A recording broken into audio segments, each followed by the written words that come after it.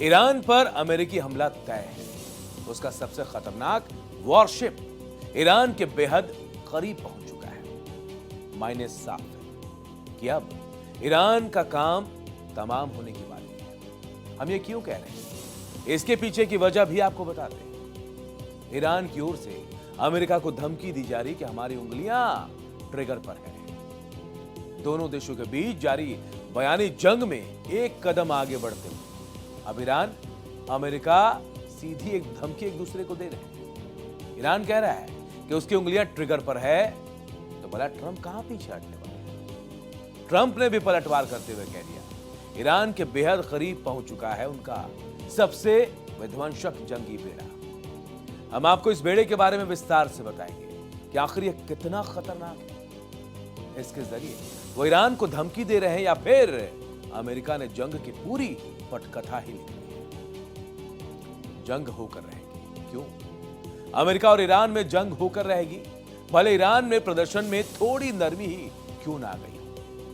लेकिन जिस तरह से दोनों देशों के बीच अहम की लड़ाई चल रही है, इतना तो साफ हो गया कि कभी भी दोनों देश अपनी शक्ति का प्रदर्शन करने से चूकेंगे नहीं। असल में ईरान के रिवॉल्यूशनरी गार्ड्स के कमांडर ने इजराइल और अमेरिका को सीधी चेतावनी दी है। दोनों देश ईरान की ताक को कम आंकने की भूल ना करें, और अगर वो बाज नहीं आते तो हमने ट्रिगर पर उंगली रखी जो कभी भी दब सकती है। जाहिर सी बात, ईरान अमेरिका को धमकी दे रहा है, तो ट्रंप ऐसे में भला पीछे कैसे रहते?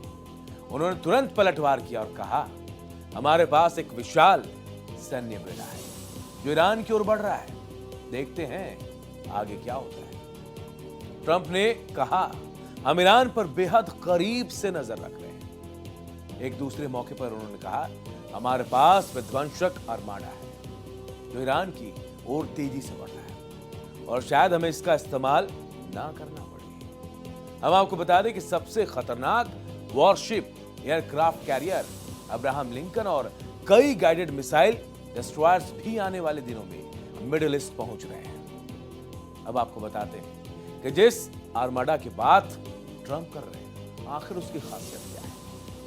आखिर क्यों इसे बेहद विध्वंसक माना जाता है? सिलसिलेवार तरीके से बताते हैं। अमेरिका का नौसैनिक armada US navy carrier strike group दुनिया की सबसे ताकतवर और आधुनिक समुद्री युद्ध शक्ति है। यह महज जहाजों का समूह नहीं है, बल्कि एक चलता फिरता हवाई अड्डा और रक्षात्मक किला है। इसमें अपनी रक्षा के साथ विरोधी खेमे में दहशत मचाने की भी पूरी ताकत है। आर्माडा की खासियत बताते हैं। अमेरिकी नौसैनिक आर्माडा की खासियत की बात करें तो इसमें विमान वाहक पोत केंद्र है।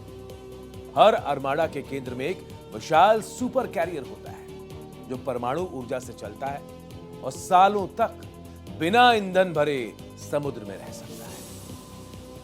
अजय हवाई शक्ति। इन विमान वाहकों पर 60 से ज्यादा फाइटर जेट, जिसमें टोही विमान भी शामिल है, तैनात रहते हैं जो दुश्मन के इलाके में तबाही मचाने में सक्षम है। बहुस्तरीय रक्षा।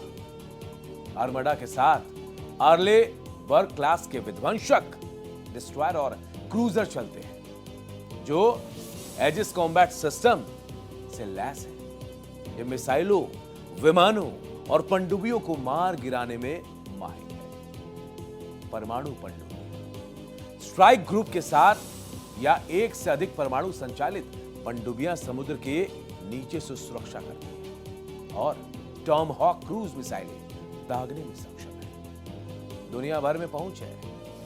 अमेरिकी आर्माडा दुनिया के किसी भी कोने में तेजी से पहुंचकर बिना किसी दूसरे देश की जमीन का इस्तेमाल किए अपनी शक्ति का प्रदर्शन कर सकता है। अब रणनीतिक ताकत। ये खुले समंदर में युद्ध की क्षमता रखते हैं और किसी भी संघर्ष को सेकंड में काबू कर लेने की ताकत। अगर कहें तो अमेरिका आर्माडा समुद्र में एक तैरता हुआ किला है जो हवाई, सतह और सतह के नीचे के खतरों से निपटने में सक्षम है, तो गलत नहीं होगा। अमेरिका की ओर से दुनिया का सबसे शक्तिशाली वॉरशिप यूएसएस अब्राहम लिंकन भी ईरान के बेहद करीब है। यूएसएस अब्राहम लिंकन जल, थल और नभ कहीं से भी युद्ध की हालात में दुश्मन पर प्रचंड प्रहार कर सकता है। अमेरिकी राष्ट्रपति ट्रंप ईरान को नक्शे से मिटाने की धमकी दी तो उसके पीछे बड़ी वजह अमेरिका के पास मौजूद घातक हथियार ही है। हम यूएसएस अब्राहम लिंकन की खासियत आपको बता देते हैं। आखिर क्यों इसे दुनिया का सबसे शक्तिशाली वॉरशिप कहा जाता है। अब्राहम लिंकन दुनिया के सबसे बड़े और सबसे ताकतवर वॉरशिप में शुमार है। 1989 में यूएस सेना से जुड़ा और इसकी कीमत बताएं आपको 57,000 crore. USS Abraham Lincoln worship को चीन की गतिविधियों पर नजर रखने के लिए साउथ चाइना सी में तैनात किया गया था, लेकिन अब इसके मूवमेंट ने ईरानियों की बेचैनी को बढ़ा दिया है। हालांकि इसके ईरान की ओर बढ़ने को लेकर अमेरिका की ओर से कोई पुष्टि नहीं की गई, या कह ले अमेरिका इस बात को खुलकर नहीं कह रहा, लेकिन अमेरिका इसके जरिए ईरान से दो हाथ करने को तैयार है। क्योंकि आपको याद होगा इससे पहले वेनेजुएला में भी हमले से पहले इसी तरह की तैनाती हुई थी। Nuclear powered worship. फिलहाल मिडिल ईस्ट में कोई अमेरिकी कैरियर स्ट्राइकर ग्रुप मौजूद नहीं, लेकिन अब USS Abraham Lincoln South China Sea में रूटीन ऑपरेशन कर रहा था। इस वॉरशिप में एक सुपर कैरियर, 3 से 6 डिस्ट्रॉयर, 1 से 2 पनडुब्बियां, 7,000 से 8,000 सैनिक और 65 से 70 विमान जो F-35, FA-18 शामिल है।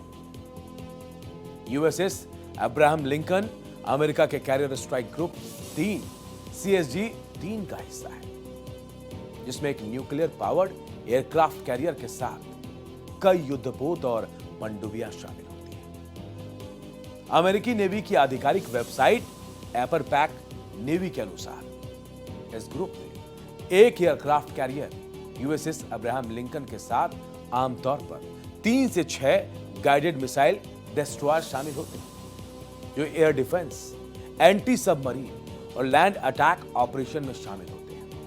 मतलब साफ है, इसकी ताकत ईरान की बेचैनी बढ़ाने के लिए काफी है।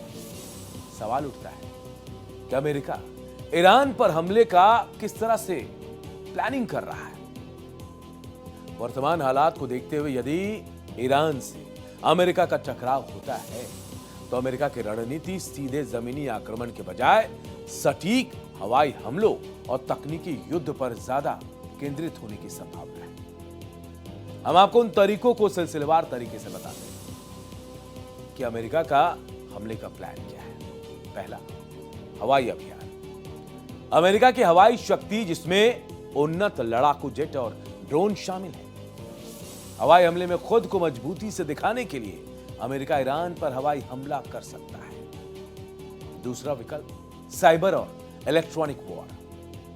डिजिटल बुनियाद ढांचे को बाधित करने और संचार प्रणालियों को अक्षम करने के लिए साइबर क्षमताओं का उपयोग किया जा सकता है। तीसरा विकल्प, समुद्री ऑपरेशन। नौसेना की उपस्थिति में समुद्री मार्गों को नियंत्रित करने और संभावित आर्थिक दबाव डालने के लिए इसका इस्तेमाल किया जा सकता है। चौथा, स्पेशल ऑपरेशन। टारगेट मिशनों के लिए विशेष रूप से स्पेशल बलों का उपयोग अमेरिका कर सकता है। आपको बता दें कि ईरान में हिंसक विरोध प्रदर्शन थमने की खबरें जरूर सामने आई, जिसका डोनाल्ड ट्रंप भी संकेत देते रहे, लेकिन जिस तरह से दोनों देशों के बीच टशन जारी है, ईरान ने भी अपनी तैयारियां तेज कर दी। तेहरान और दूसरे रणनीतिक ठिकानों के करीब मिसाइल डिफेंस सिस्टम तैनात कर दिए गए। ईरान के राष्ट्रपति ने भी चेतावनी दी कि सुप्रीम लीडर खामनेई पर हमला जंग माना जाएगा। उधर अमेरिका ने हिंद महासागर में स्थित डिएगो गार्सिया सैन्य अड्डे पर कार्गो प्लेन, हवा में ईंधन भरने वाले विमान और पैट्रियट मिसाइल सिस्टम भेज दिए। आपको बता दें कि मिडिल ईस्ट में अमेरिकी ठिकानों पर संभावित ईरानी हमले से बचने के लिए अमेरिकी एक्स्ट्रा एयर डिफेंस सिस्टम पर भी विचार करना है। एशिया प्रशांत क्षेत्र से पिछले हफ्ते शुरू हुई ये गतिविधियां यूएस को अमेरिकी बलों की रक्षा और किसी भी हालत का जवाब देने के लिए ऑप्शन देती है। ट्रंप ने ईरान को प्रदर्शनकारियों की हत्या या परमाणु कार्यक्रम फिर से शुरू करने के खिलाफ चेतावनी दोहराते हुए कहा है कि अगर ईरान ने अमेरिकी हमलों के बाद अपनी परमाणु ताकत को फिर से बनाने की कोशिश की तो अमेरिका कार्रवाई करेगा। युद्ध के हालात में भले ईरान की हालत कमजोर दिख रही हो, लेकिन जानकार मानते हैं कि ईरान लंबे वक्त तक गुरिल्ला स्टाइल में युद्ध लड़ सकता है। वो ऑयल शिपिंग रूट्स को ब्लॉक करने के साथ साइबर हमलों से अमेरिका के इंफ्रास्ट्रक्चर को नुकसान पहुंचा सकता है।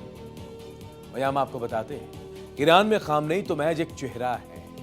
असल में ईरान में प्रदर्शन को कुचलने का असली काम तो Islamic revolutionary guard corps IRGC ने किया, और अब यही लगातार अमेरिका और इजराइल को धमकी भी दे रहा है। करीब 3 सप्ताह तक हजारों लोग ईरान में सड़कों पर थे, तो वहीं ईरान के सुप्रीम लीडर खामनेई की लीडरशिप में इस्लामिक रिवॉल्यूशनरी गार्ड कॉर्प्स ने विरोध को दबाने में कामयाबी पाई।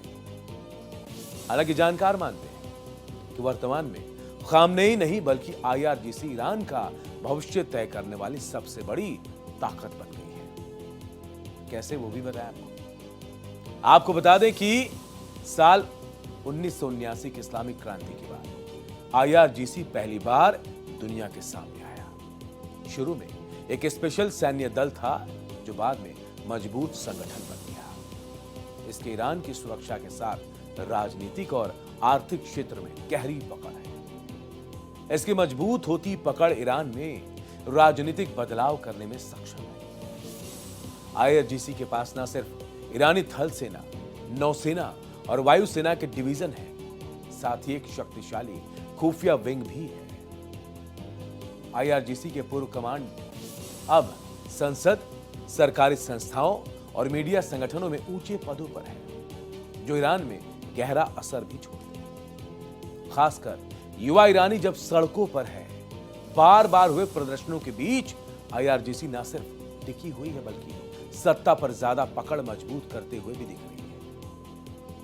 IRGC की बड़ी ताकत ने ईरान में आंतरिक शक्ति संतुलन में बदलाव कर दिया है। राष्ट्रपति और कैबिनेट के पास प्रशासनिक अधिकार हैं, लेकिन रणनीतिक दिशा में यह संगठन ही फैसला ले रहा है। जानकार मानते हैं कि IRGC की बड़ी ताकत ने चुनी हुई सरकार को महज खिलौना बना दिया है।